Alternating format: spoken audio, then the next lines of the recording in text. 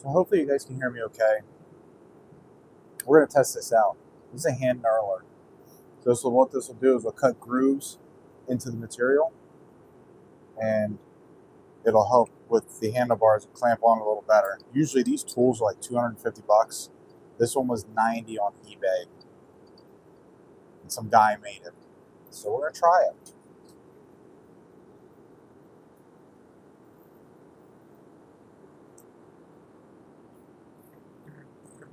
First, I got to take a measurement. For the tape measure that is non-existent.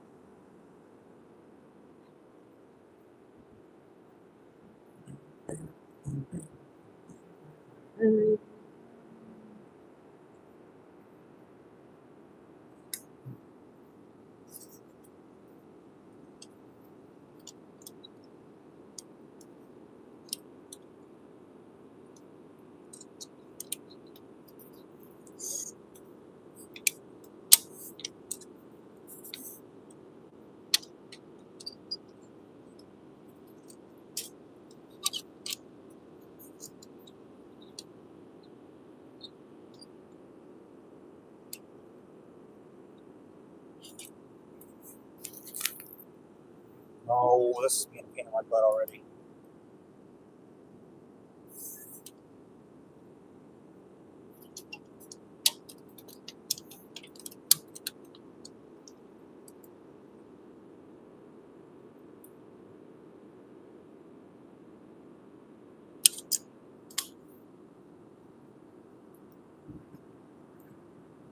Okay.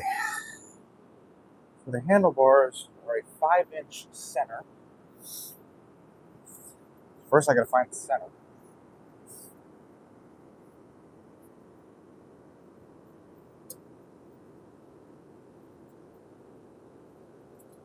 And marker go. Well, we're starting off this night great.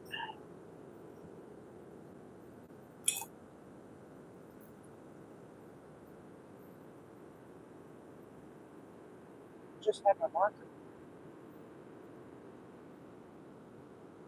Oh, here we go already.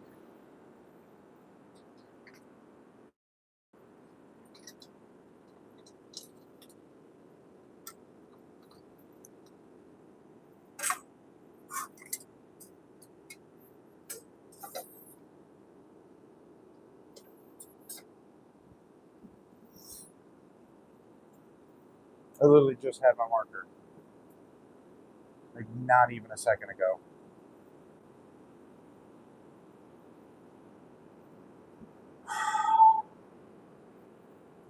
Great. What did I do with it?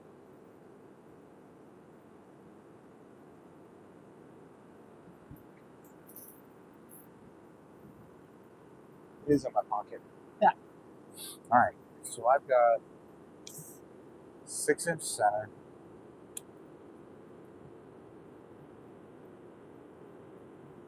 Okay. That's 5 inches at the center for those things. So I need to go 2.5 there.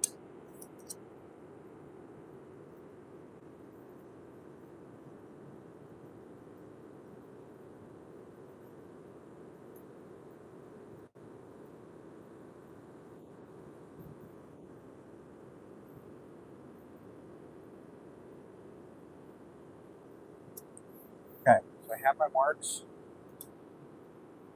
Here's where things get interesting. $90 tool off Amazon. This should cut a groove into this.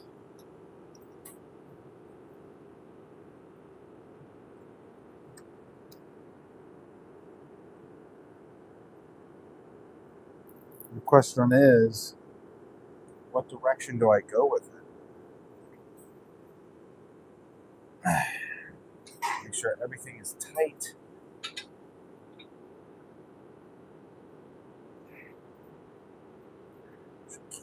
Anything.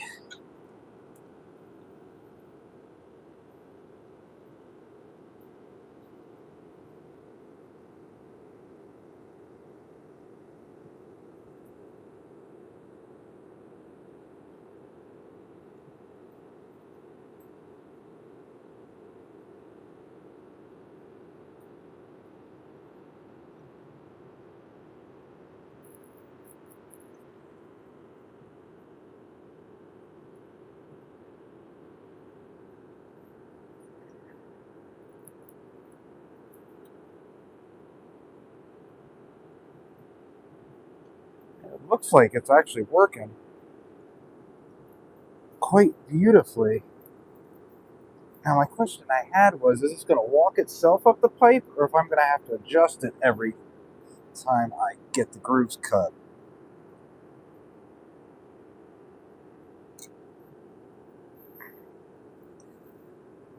Looks like so far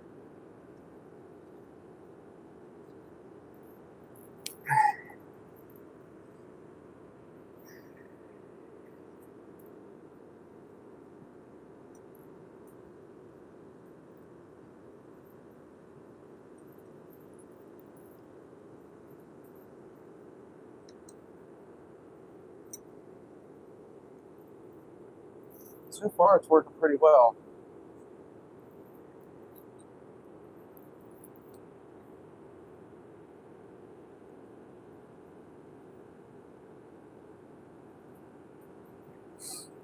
That's wet.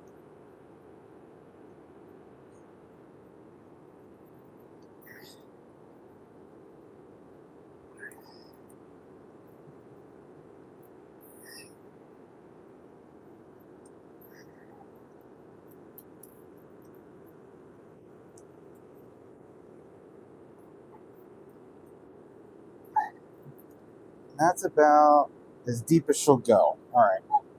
So it doesn't walk itself up like I was hoping for, but let's take a look at what we got.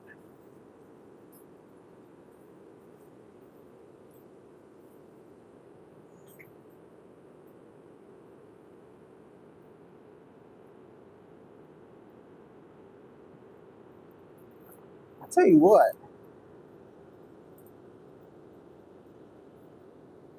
Cut pretty well. I think I may have gone, it's had too much pressure.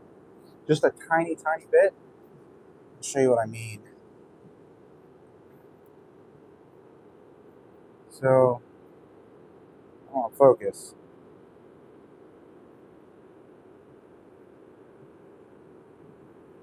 I actually cut really good groove. You see a little mismatch right there. I think I may have just put a little too much pressure on it. But otherwise, pretty good. Now, the hardest part that I'm going to need to do is I'm going to need to, when I put this on, I'm going to line it up so these grooves cut there like that.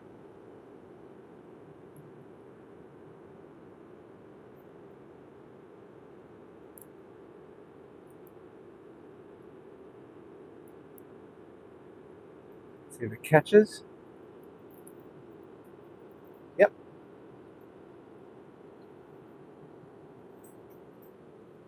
Towel down here. I'm going to make a mess.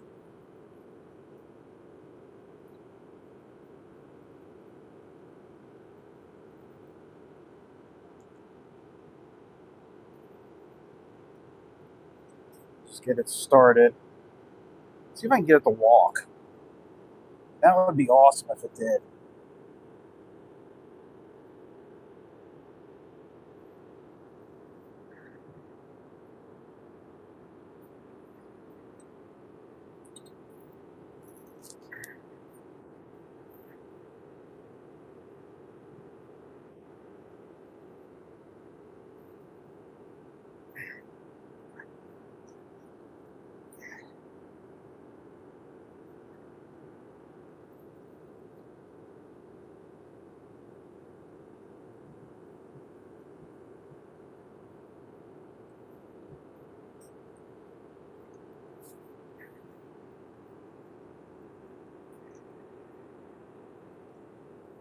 Is it walking?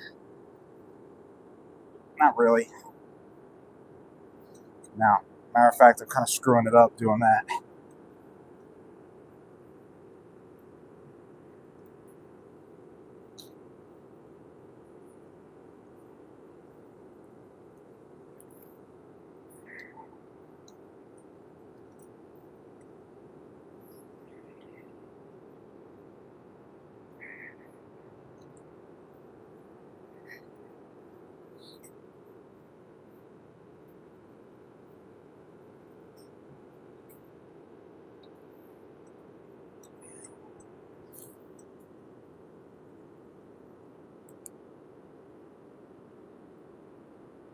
That came out all right. Okay.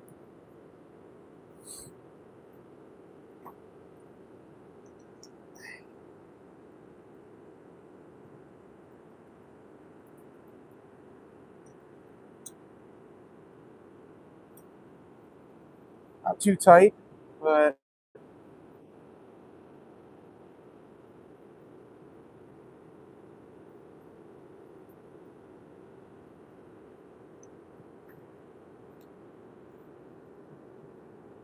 yep. Yep.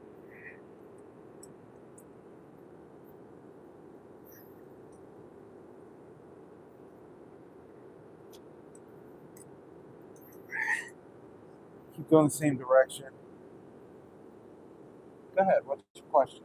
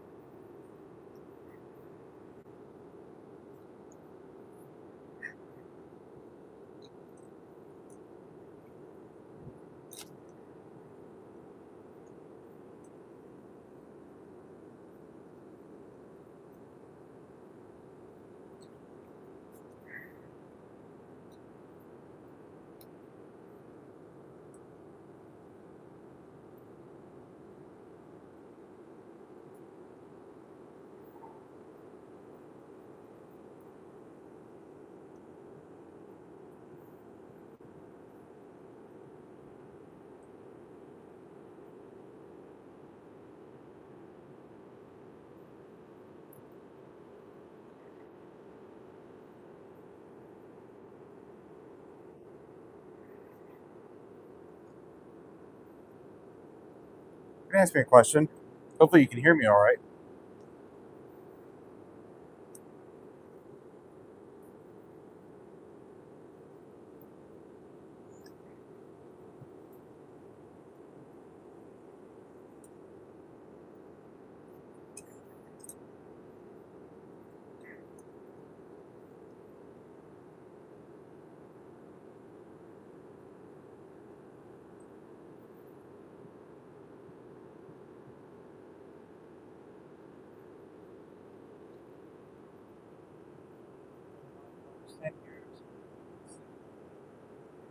Any places that would hire me?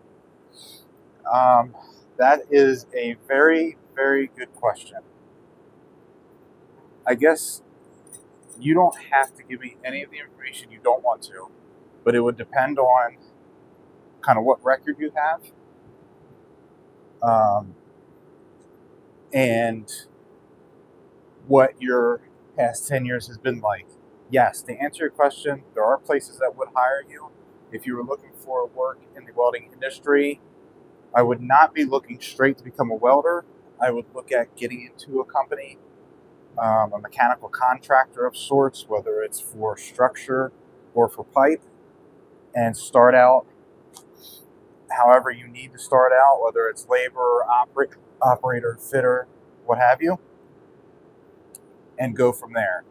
The short answer to your question is yes. There are contractors that will hire people with a record. I believe, just like everybody else does, everybody deserves a chance. Matter of fact, there was a small company that I worked for, that actually got my start in, and he hired two guys, separate times, that had records. One of them was just a little petty record. The other one was very serious. And I know the guy very well. He started off as a laborer. He worked his way through and became a pipe welder. He's now their lead pipe welder. And he's become very good at what he does. And I believe his story is one to share. I'm not going to give you his name. Unfortunately, I can't tell you where he's working or where he has worked for confidentiality reasons. But I can tell you that they do exist out there. So don't lose hope. It's just a matter of finding them and being very upfront and honest. Because one thing that mechanical contractors and employers don't like is somebody who's trying to hide their record. If you go in honest and lay everything out, this is slipping, then you have a much better chance. That would be my recommendation to you. I wish you the best of luck. I really do.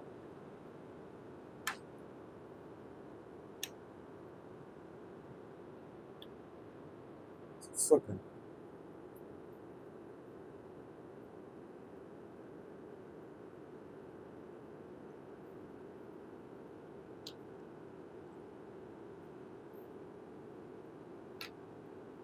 Why's it doing that? Is that lined up?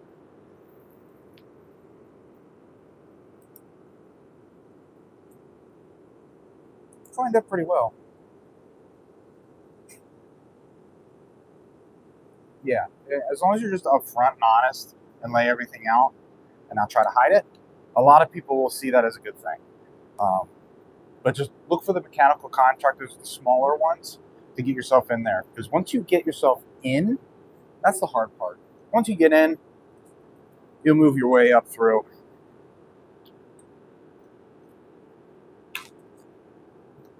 I hate that.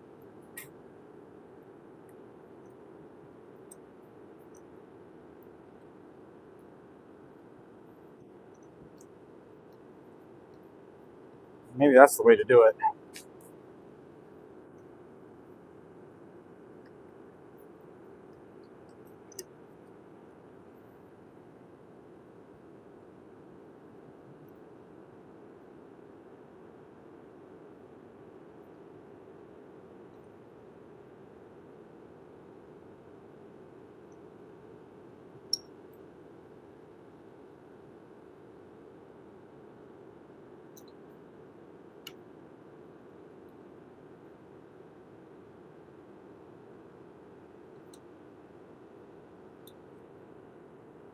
Am I turning it the wrong direction? It very well could be.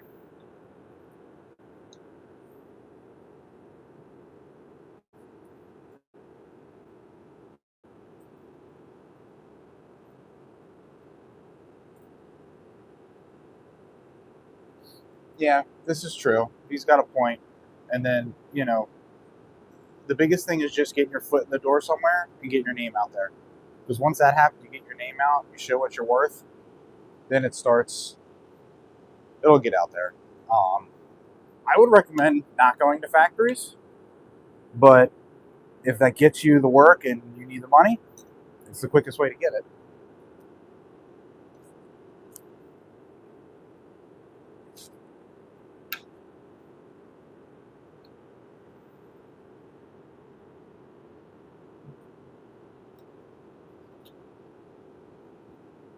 I think I'm doing it backwards.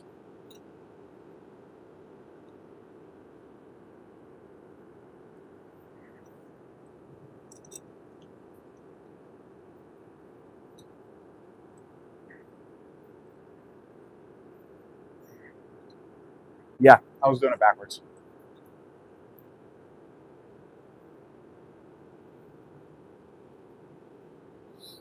So these are handlebars that some people ordered that I am making. And I've got like 2 or 3 orders that I need to make. So right now I am doing the knurling so the handlebars can clamp onto something easier.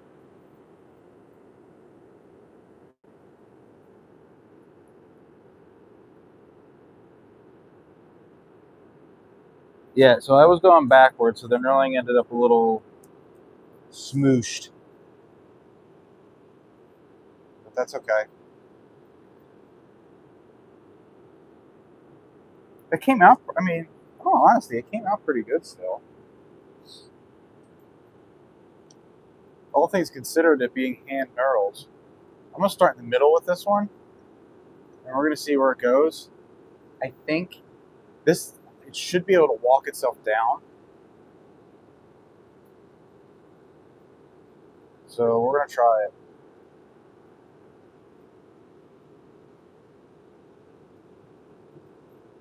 Start in the middle here. Nope.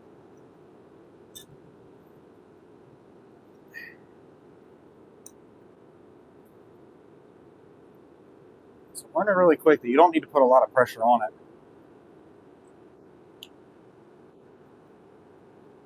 That's like all you need right there.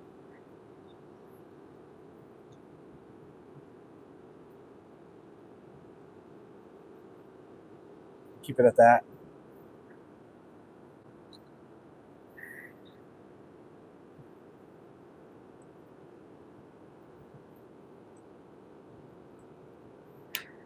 Now, don't go that way.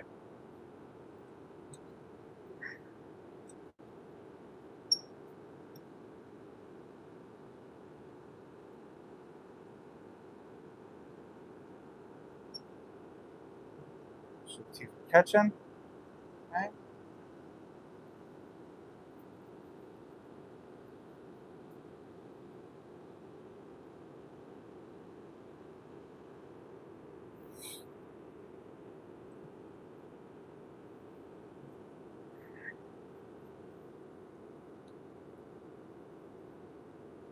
You really don't need a lot of pressure at all, actually.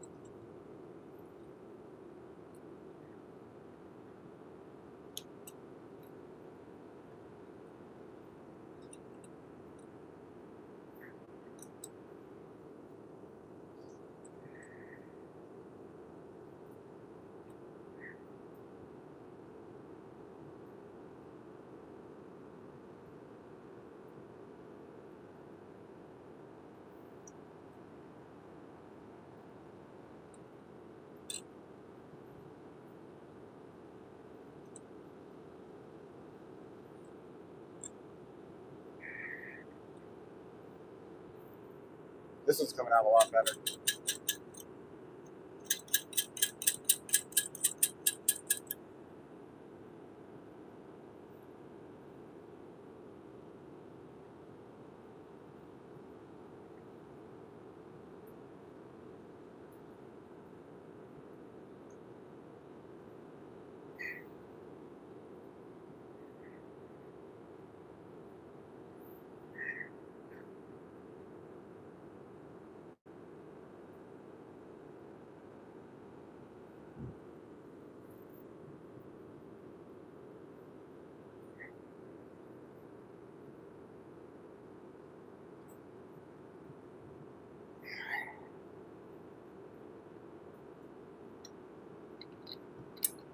Oh no.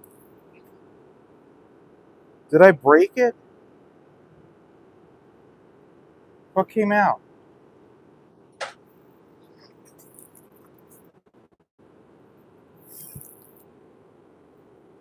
I don't have much more to do. The shaft came out.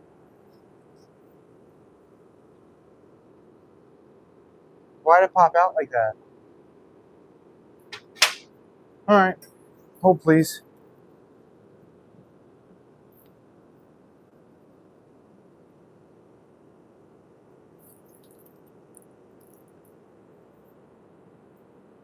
It's gotta be right around here somewhere.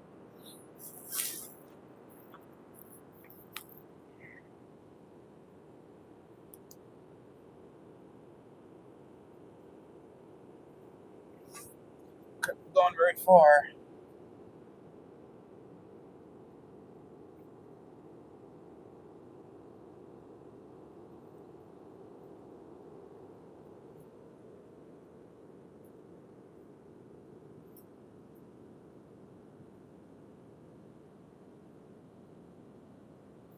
Fuck.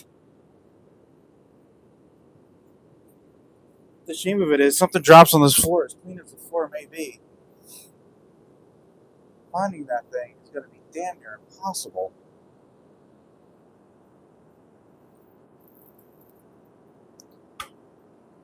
I heard it. I heard it hit the floor.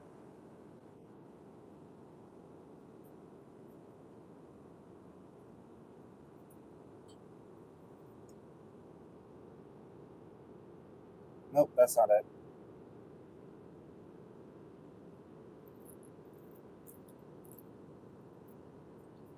I've only got so little to do, too.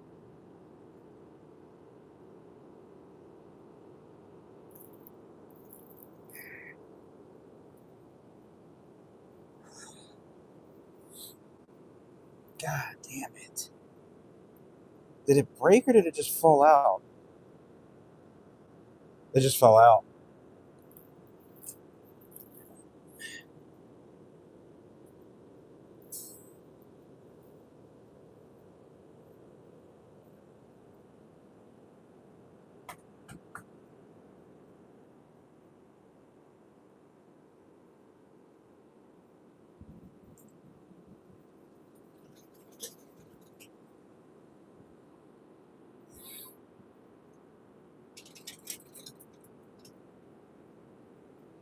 Oh, shit. Now I gotta find it. I don't know where it went. I didn't even see it. Wait, is that it? Yes, that's it. Whew. Crisis averted. All right.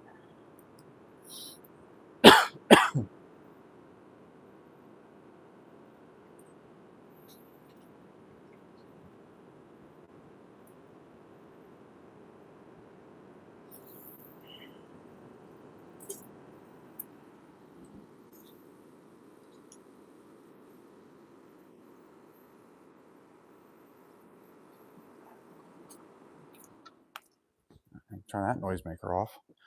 All right.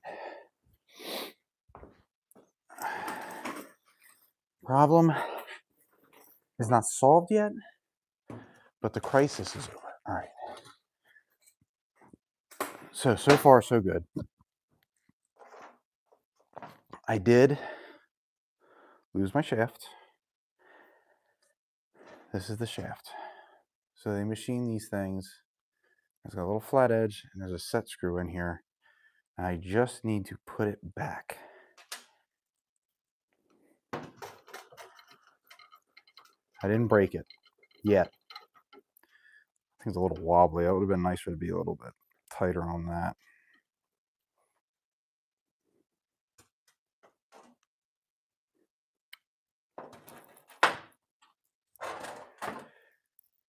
I need... Here's the problem. I am a welder. Not only that, I come from an industry where you use heavy equipment. I don't have any small tools. All right, well, maybe I spoke too soon. Maybe I do.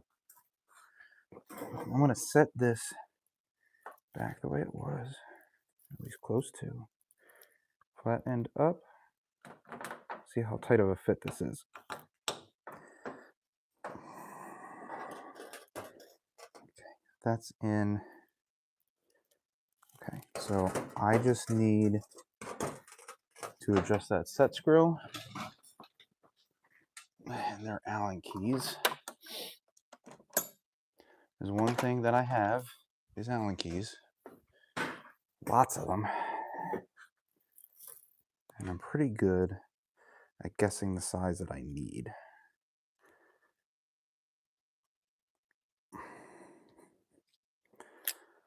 So, a little set screw in here. One size bigger.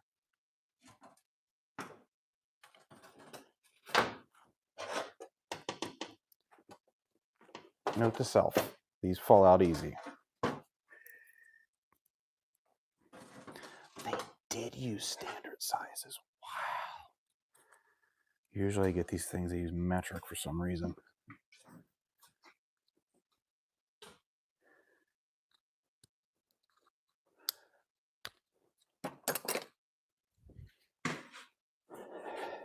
This seems pretty simple, and if I wanted to change the teeth out on it, it looks like it wouldn't be that hard to do, like at all. I'll take this, unscrew that a little bit. Okay.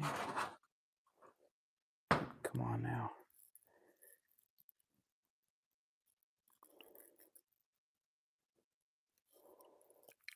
I need you to go in the hole.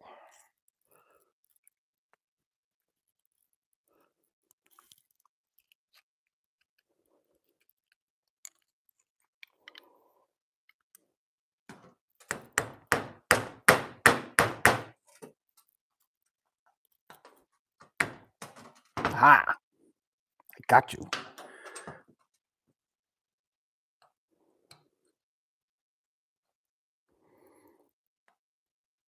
Set it back in there.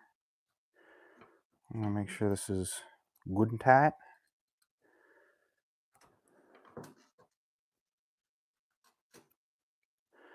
And for security, oh yeah, those are tight.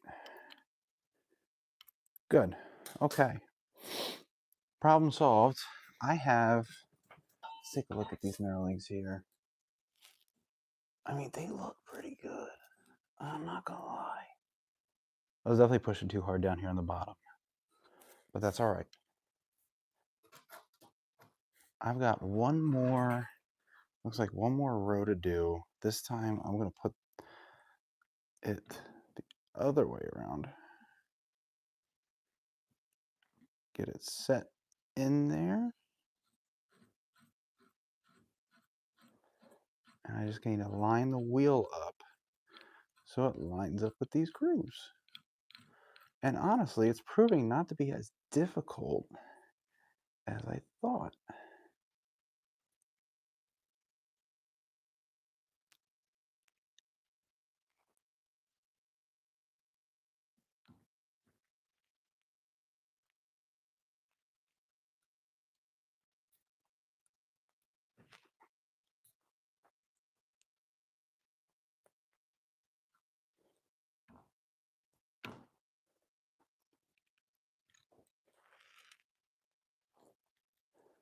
Chase it around, make sure everything's lining up the way I want it to, and it looks like it.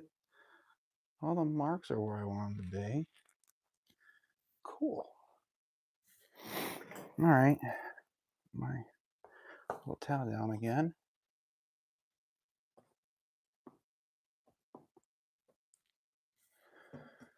One more pass. Come on now. So this tubing is definitely a little out of round, but it's coping with it pretty well.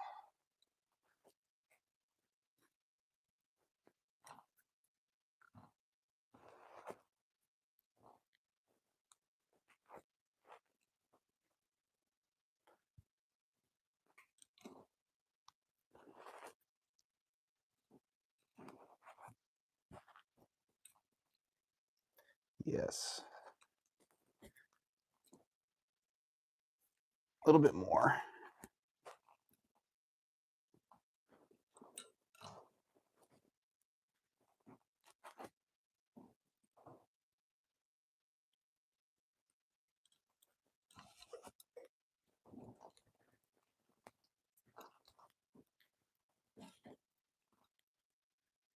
How much more I got in these teeth?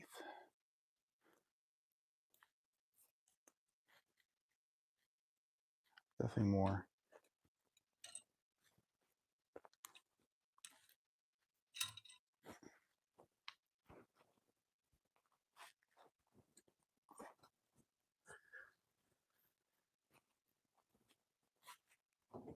Okay.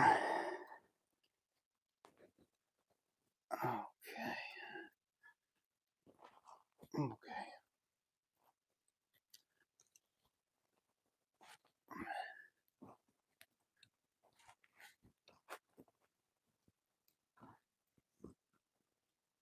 It is walking down the pipe.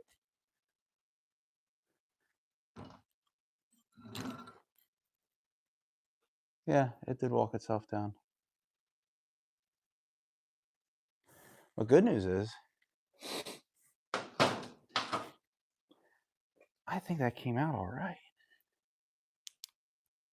Oh, hell yeah, it did. Look at that. That's a beaut. I mean, considering the fact it's my first hand knurling job, it's not so bad. Let me get a wire brush.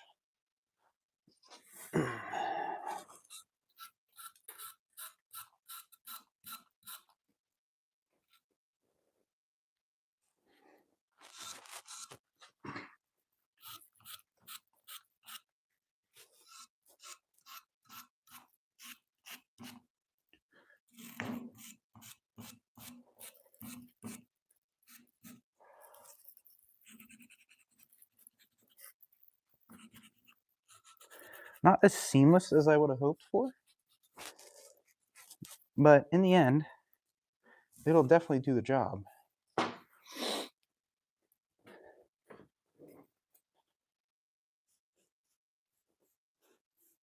mean, that came out pretty good. So, all in all, although there was some user error, that $90 tool off of eBay was pretty goddamn good. I like it. Thumbs up from me. Just watch the pins. The pins tend to fall out. But I can deal with that. Let's take a peek.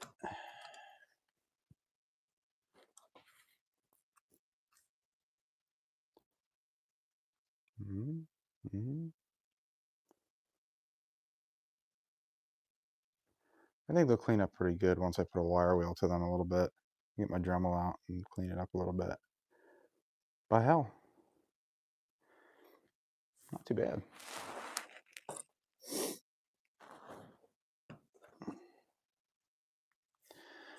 I like it. All right, what time is it? It's 10 o'clock.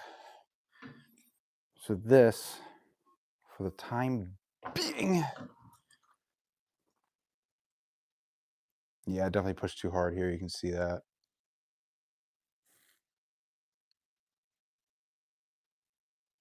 I pushed a little too hard here too.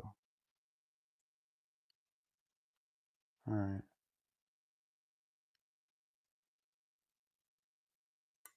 Good to know. The next ones will be better. That one's done.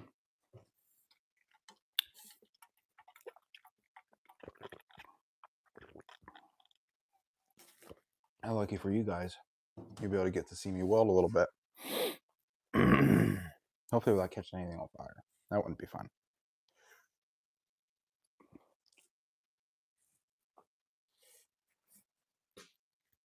So the one thing that I want to do while I'm out here is get as much welding done as I can.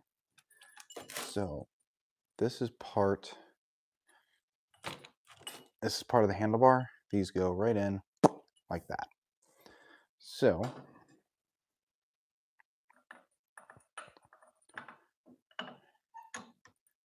I'm going to put that in there. Need my level. I need to hook up my welder. I should probably replace my lens too. My lens is looking a little dirty. Oh well, block them.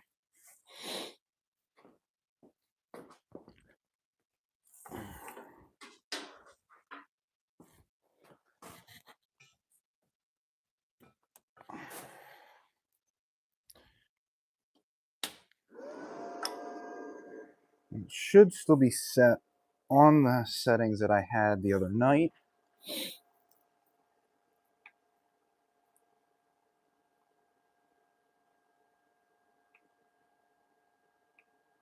Yep, it is. I'm going to turn my post gas up because it wasn't quite enough last time. At least not quite.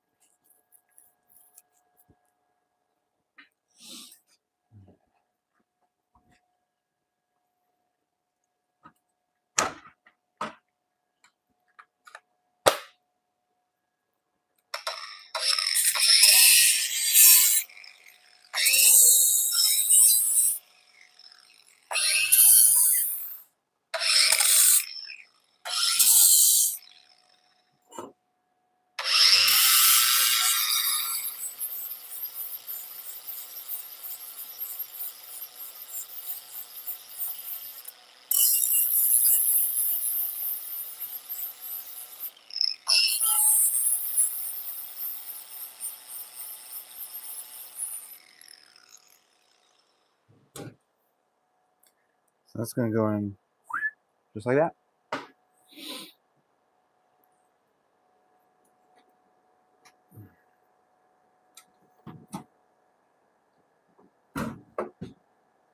You need to stay there, mister. Hook you up.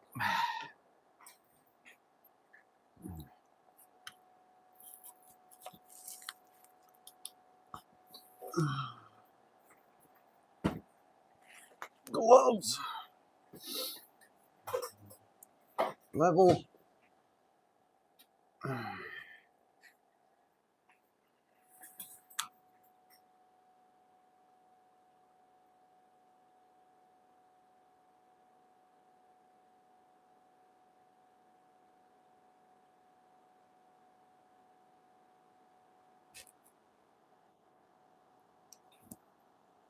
Okay.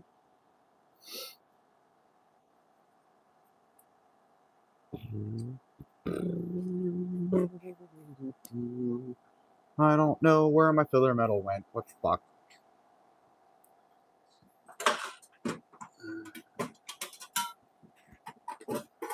There it is. Hiding in plain sight, isn't it?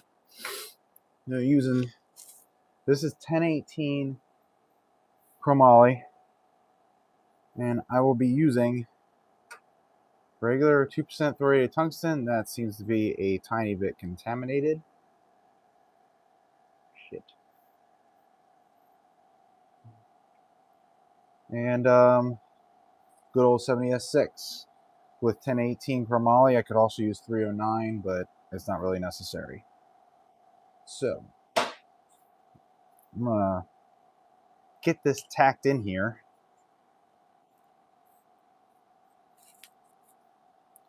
Like so.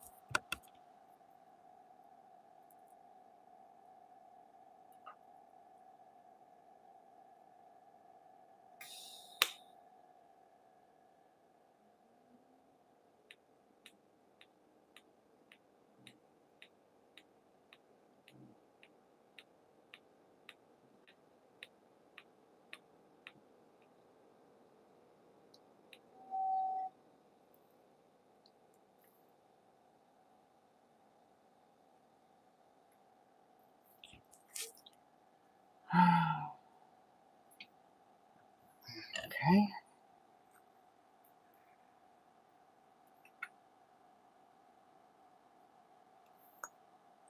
Take my level.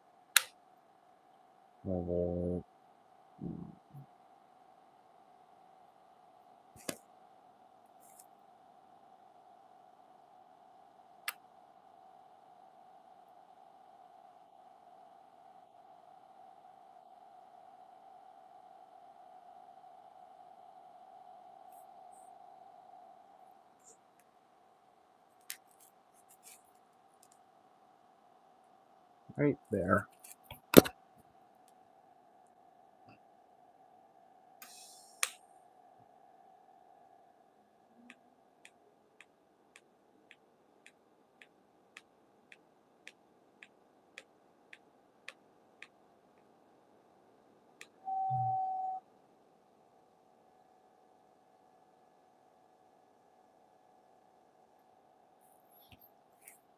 Okay.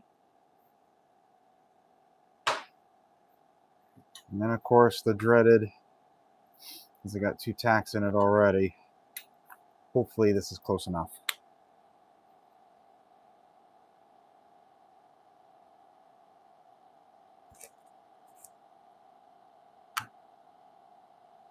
Oh, yes. Love it when that happens. A little tack here.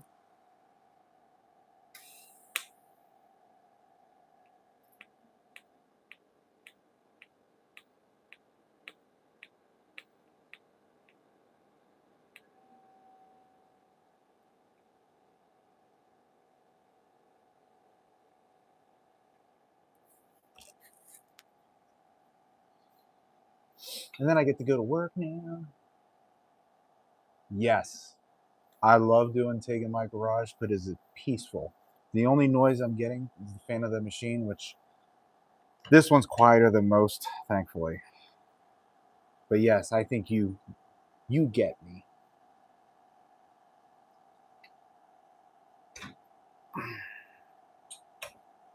Ugh.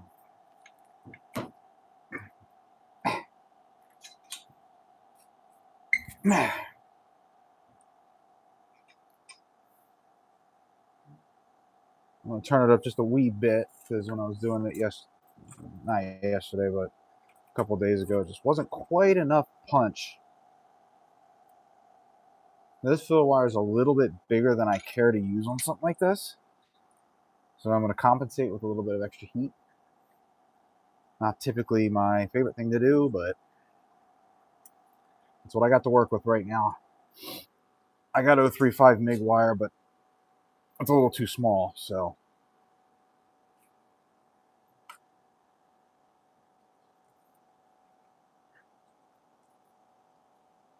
I'm trying to get myself comfortable without actually doing it right.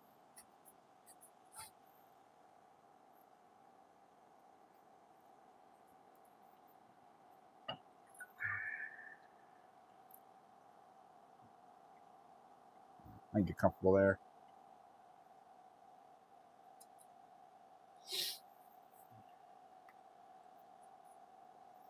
Yeah.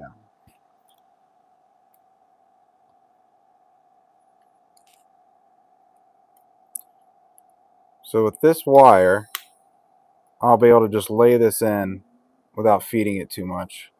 We get a little bit of heat into the material. See a puddle form. That's about 40 amps right now. And once I let go of the trigger, it'll run up to 130 and start pulsing for me.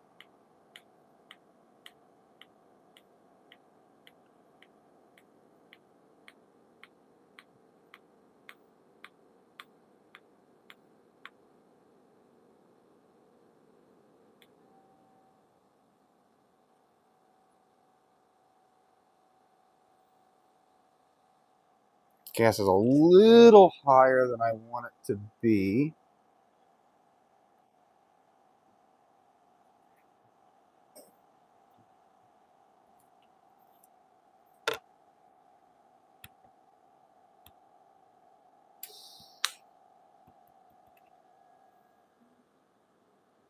Get that puddle started.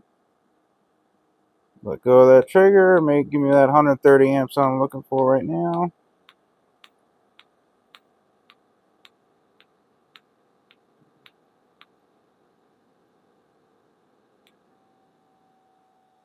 Now, the nice thing about TIG is that I can do as many starts and stops as I want, and as long as I do them properly, the quality of the weld will always be the same. But more starts and stops does equal more opportunities for problems. So practice your starts and stops, people.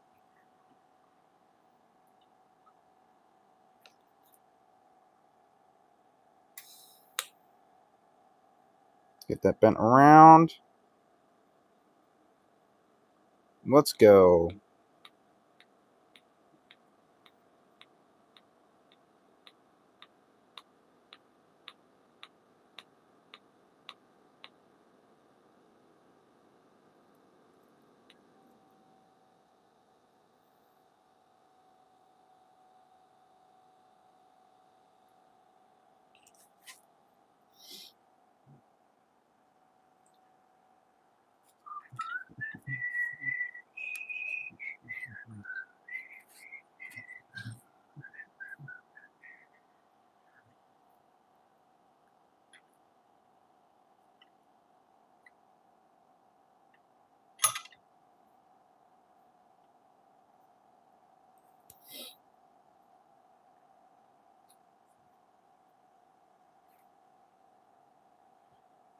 All right.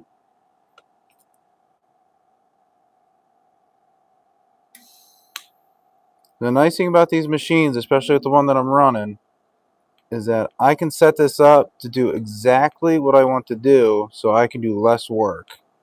Less manipulation, I can focus on the puddle more, and it's more of a joy to weld.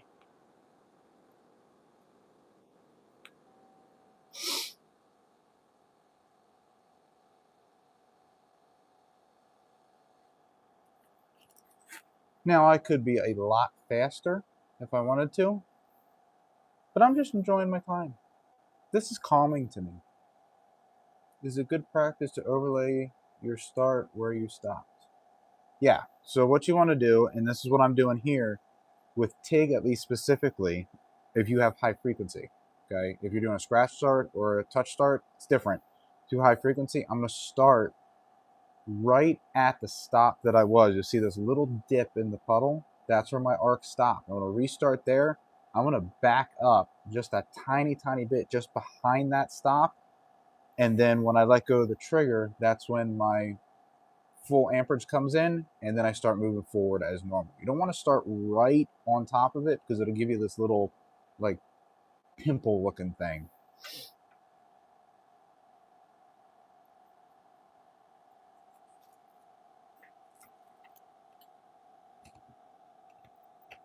I should be able to finish off the weld with this one. We'll start back here. Oh. Now I'll hold the trigger. It keeps me at 40 amps. The puddle's forming. I let go. It'll ramp up to 130. And I just follow it around.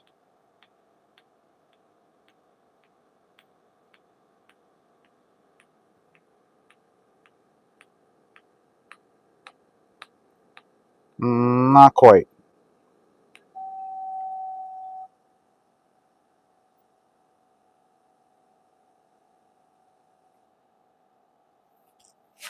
So I'm actually going to break that off. I'm going to fix that a little bit because it's a little bit higher than I want it to be at the start. Just a tiny, tiny bit. Not a lot, but, you know, this is where your hands are going to be. This is where you're going to see everything.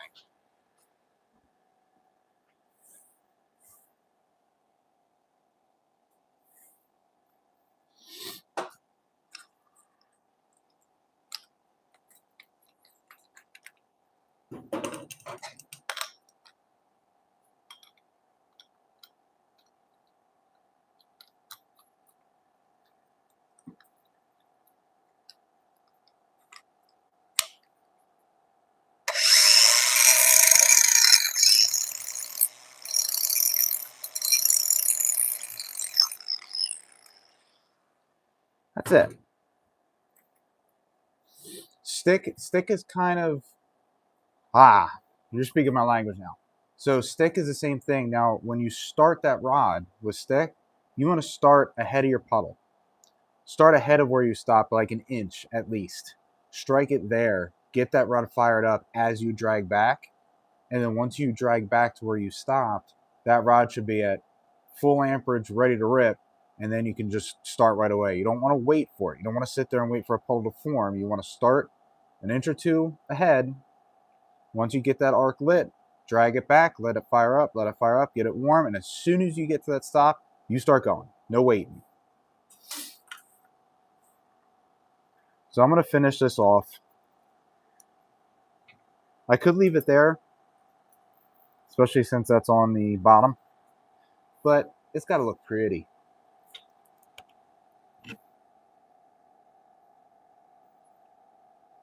Oh, I may not even need filler for this.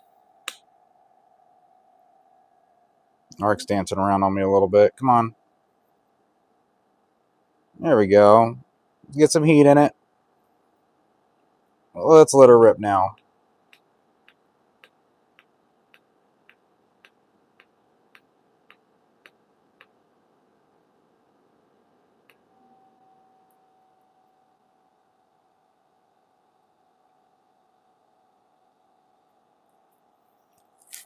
That's about it, tater chip.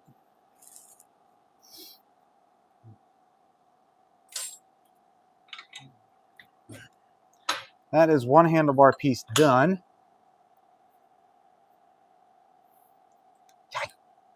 Got some heat in that thing.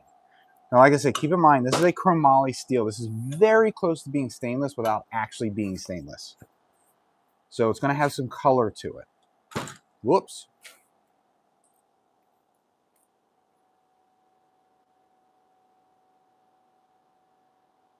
That's that stop right there. Okay, so no filler metal. I just went at 130 amps and let it flatten out a little bit.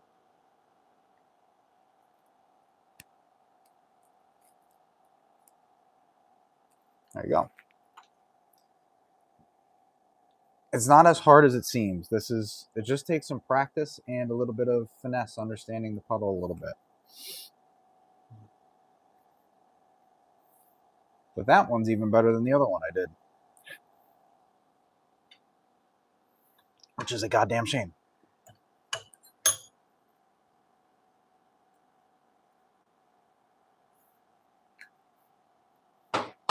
Alright, so now what I can do, I take this, put it in here gingerly without fucking up the knurling any more than I already did.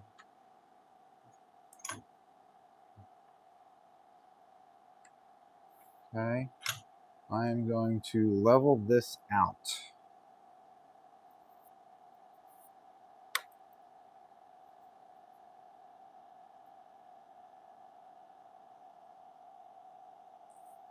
Just like that. I'm going to take my other piece that I need. Which one is it? This one?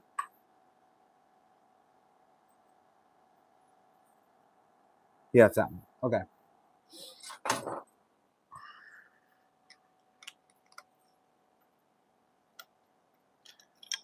This is going to be my last weld of the day. So I'm going to clean up any mill scale that's on here, any dirt that's been left behind or anything like that.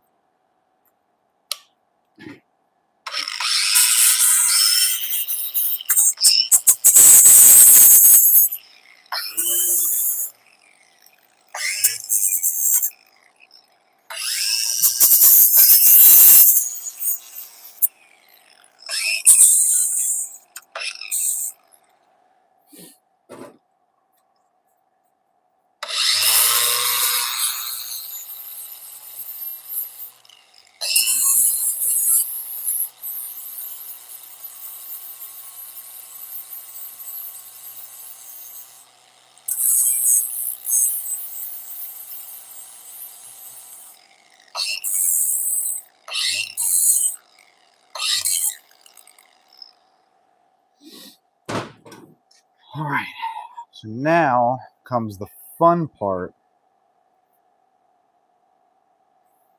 Getting this square and level. Now the most important part I need to do is first I need to get this level first. Because once it's tacked, it ain't going to move after that.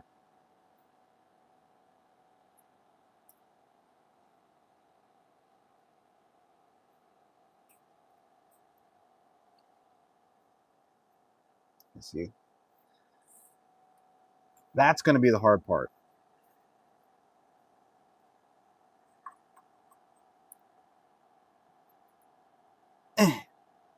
What's that at?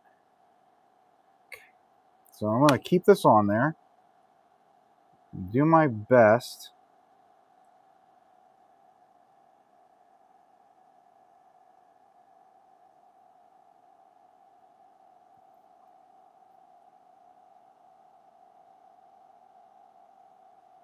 Keep it as level as I can. I'm going to shock the shit out of myself and also burn my fingers.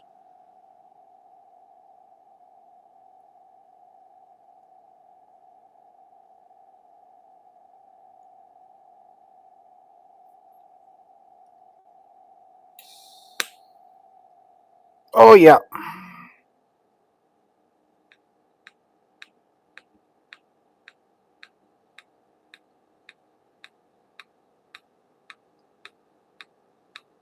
This pole should help me get the puddle connected here. Yep.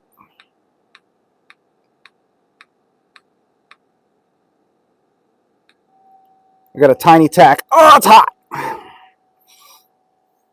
And of course, that heat that I put into it warped it up a little bit. How much do I need to go? I need to go up some. I got a tiny tack in it, so it shouldn't be that big of a deal.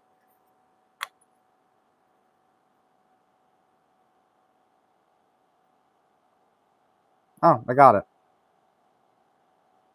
So I'm going to leave, it's a very tiny tack, but I'm going to leave it there. And this is now level right there. And give it a little bit of a nudge. Okay. Right there. So now I'm going to gently rotate this around. And I'm going to get a tack on the back side. Now, as you can, oh no, you can't see. But there is some space back here that I need to fill. It is what it is. Part of being a welder. Stop complaining. Actually, before I do that, I need to check for square.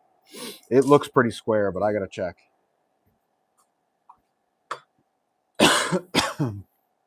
Sorry about that.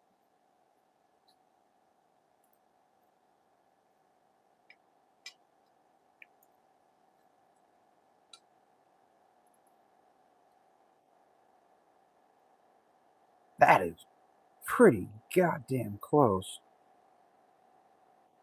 Holy sweet mother of Jesus, that was pretty good. Lucky there. All right. So what does this say over here again? Now it's going to move a little bit.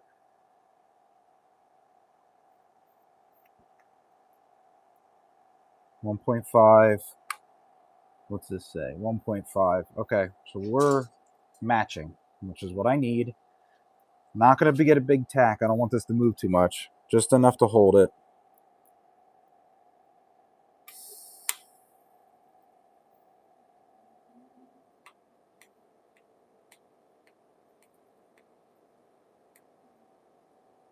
That's it.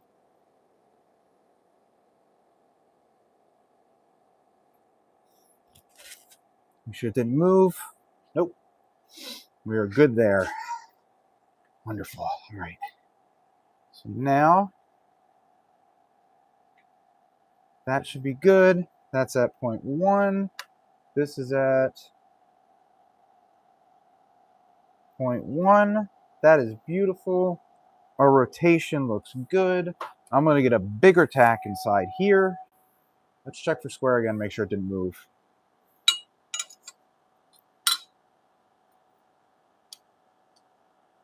Hell no, that looks fucking awesome. Just to ease my mind a little bit. Should be about 11.25 inches to center. And it is right fucking there. And this is, yeah, we're good. Oh, we're good.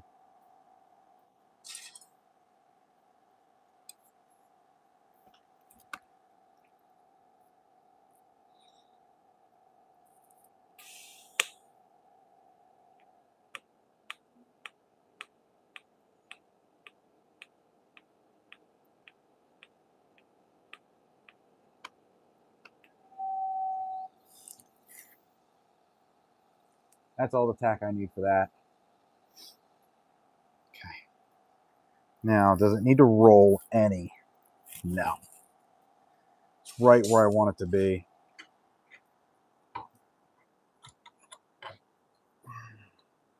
So now what this one, I'm going to put a tack on the backside. I am going to put this so this weld is relatively flat.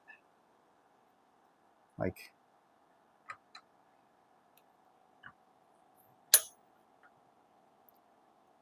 that. There. Put a tack on this side, and then I will weld the other side. And I'm starting to get cold. I turned the heater off because it was loud and obnoxious. But now I'm actually getting cold.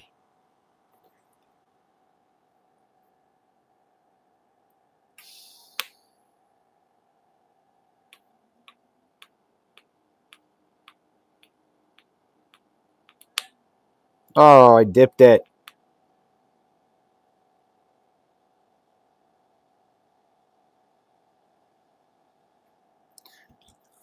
I dipped it.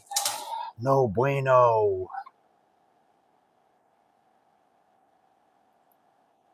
No bueno. How's that tack look? That tack looks pretty good. Let me fix my tungsten.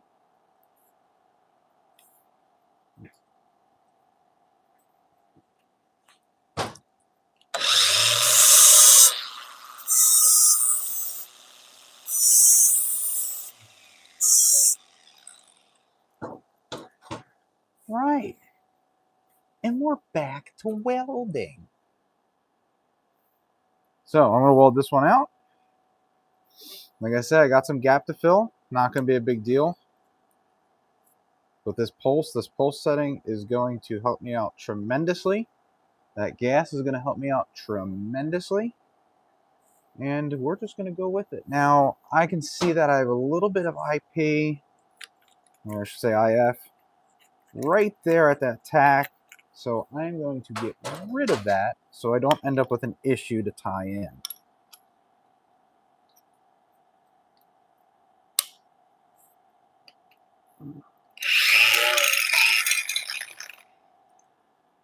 That's really about all I need right there. Now, the inside of this, I'll call it the crotch. The crotch of this weld, I am going to do higher amperage, 130, 135 amps. And then when I get to the outside here, I'm going to turn it down to like 110 because I'm not going to need that much amperage.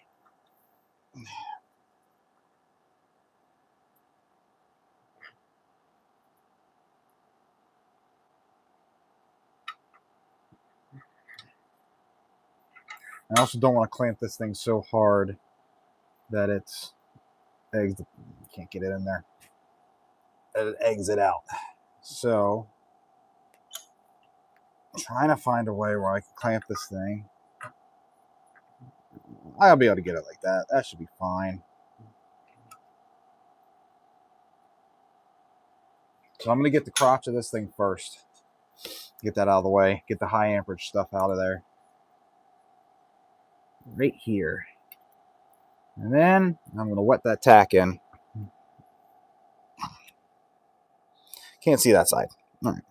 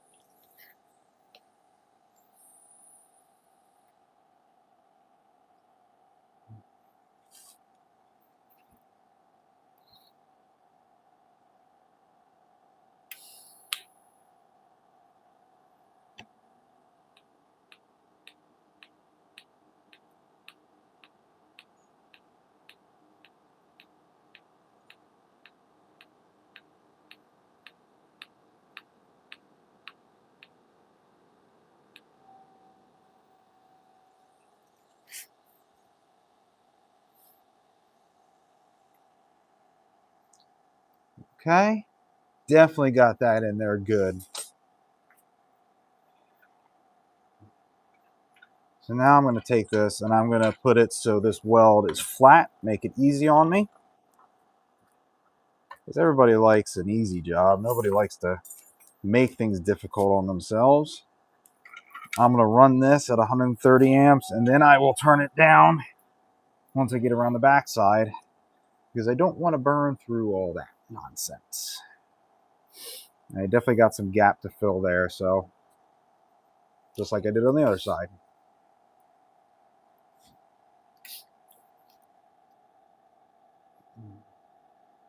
I'll tar it off.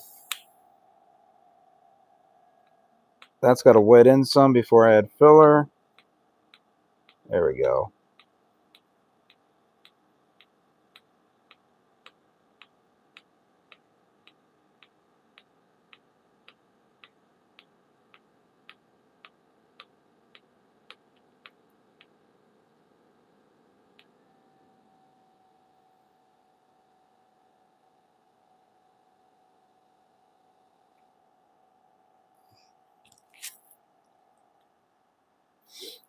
Yeah, that went in pretty well.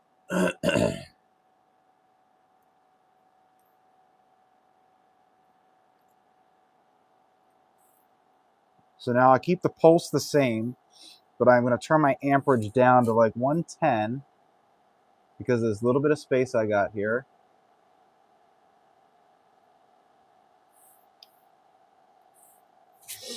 Because if I run 130, I'm just going to blow it out completely, and it's going to be a mess.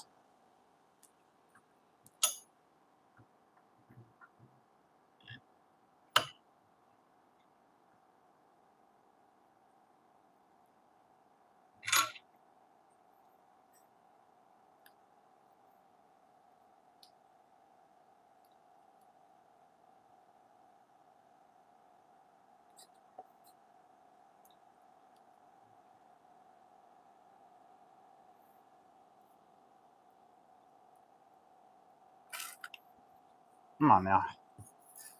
Trying to get as comfortable as I can without stopping too much. There we go.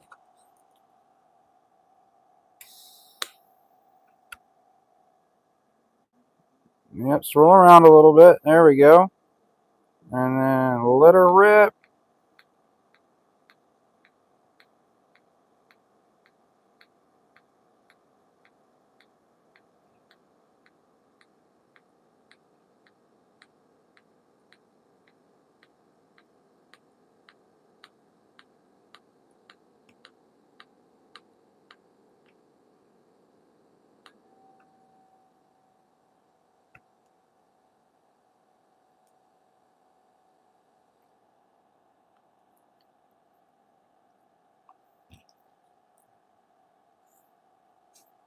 I can show you guys this.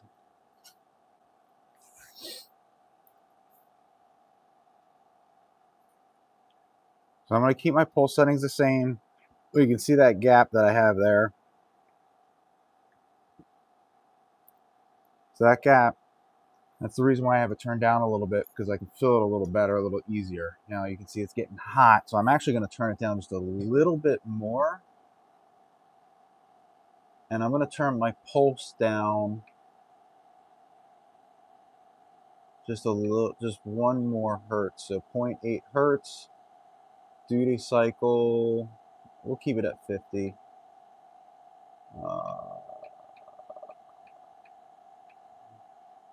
I want that pulse current. Yeah, I want that pulse current to be low. We'll keep it at 50 amps.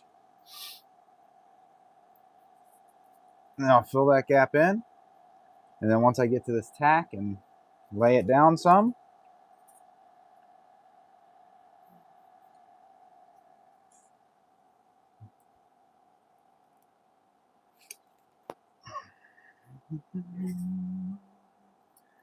I need to make an armrest.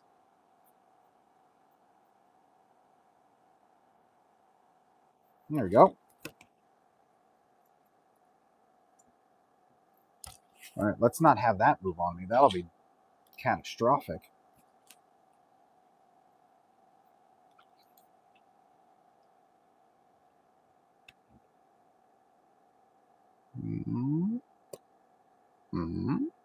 Okay. Start off, get some heat in it. Let it rip, tater chip.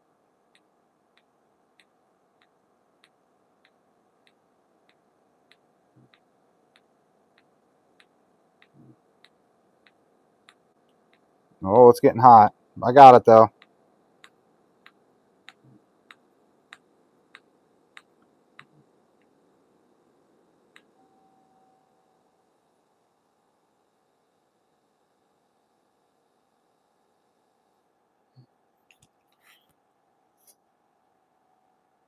Hell yeah. Pretty simple.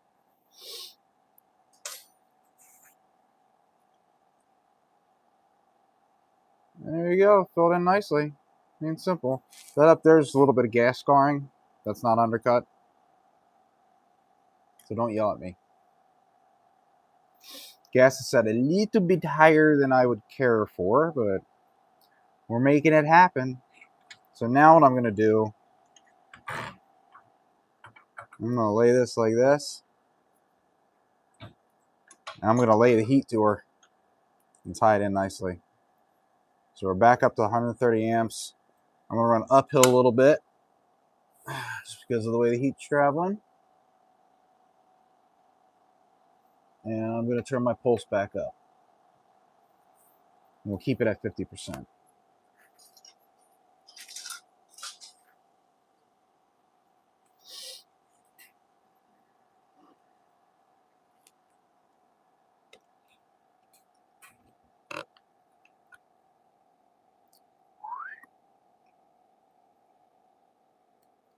So again, I'm going to start it in here, get it fired up, and once it heats up, then I will add filler, but not until then.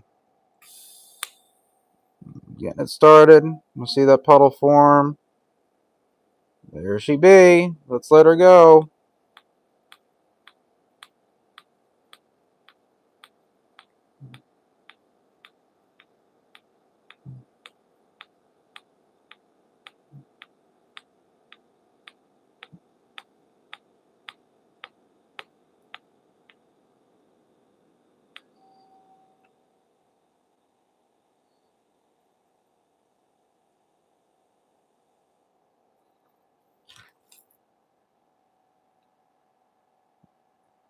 What's that? Just silica. Okay. All right.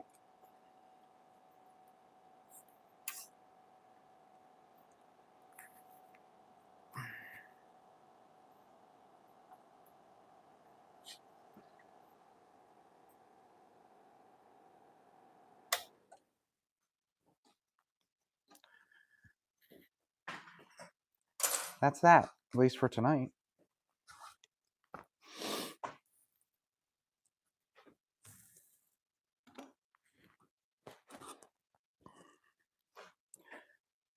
There you go. All in all, it came up pretty good. Could be a little better. So this is going to get shaped up. I'm going to grind this down so it's rounded off. More presentable, obviously.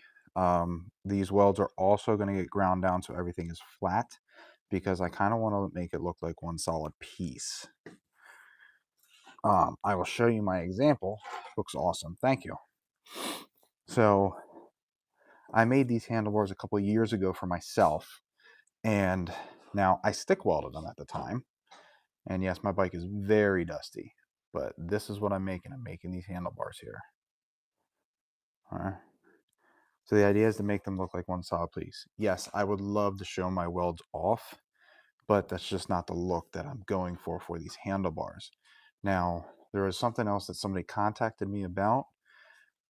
They have not confirmed it. I have not gotten a deposit or anything, but they had talked to me about making them out of 316 marine grade stainless and putting a brushed finish on it, which I thought if somebody wanted me to do that, that would be awesome. It would definitely be a lot more expensive because one thing is obviously stainless is more expensive, but they will be lighter because I don't need to go as thick. But I will be using a lot more gas and the filler metal is more expensive. So these handlebars I'm selling for $300. They're for Victory Magnums, cross countries. I think they might even fit Victory Visions.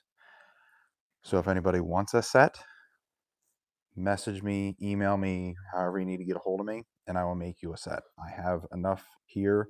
I've already made 3 sets for other people. I'm making 2 more to send out, and then I'm waiting to see if this turns into a thing. If it turns into a thing, I'll set up an online store. But for now, this is how it's going to be. And people ask me all the time, why don't you charge, more? They're custom handlebars. I'm like, well, $300 makes me money.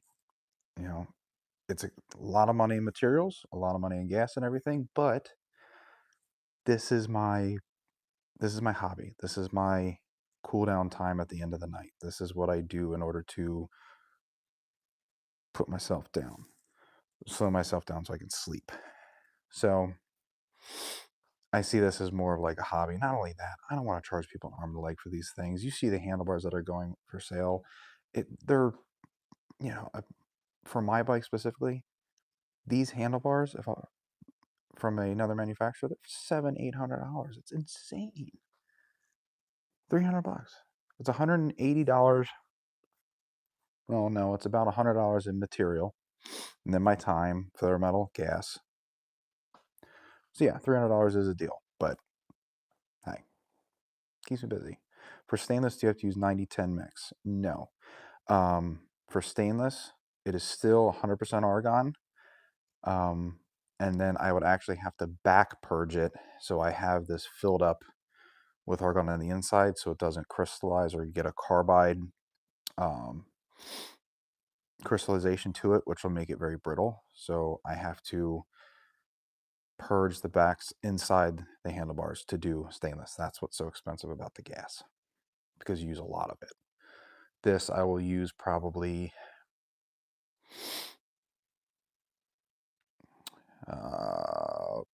I'd say about 30 cubic feet, maybe 35 cubic feet to make these. In order to make the stainless, it would be closer to 70 cubic feet. So it's twice the amount of gas at least. So yeah, but they're coming out pretty good. So whoever bought these, thank you very much. If you want a set of your own, let me know. I can also make custom handlebars for other motorcycles. All I need is measurements. Give me an idea of your measurements. What are you looking for? I can come up with something. So that's it. Thank you very much for watching. Stay tuned for more. I have to cut one more piece for those handlebars, and then they're done. And then I have to make another set, and then they're done. And then whoever wants more. Would I have to get a big bottle? No, I wouldn't get a big bottle. I would just refill this one. I have a 125 cubic foot bottle, so that's more than enough to do what I need. It's the most efficient. They're the least expensive bottles to purchase per cubic foot, and filling them up. I mean, filling up a 125 for me is about $44 or $45. So no, I don't have a reason to get a bigger bottle. But that's it. Thank you everybody for watching. Hopefully you enjoyed it. There'll be more coming this. What the hell? My printer decided to print like 5 things. Strange. Yeah, stay tuned for more. This is going to be more of what I do lately.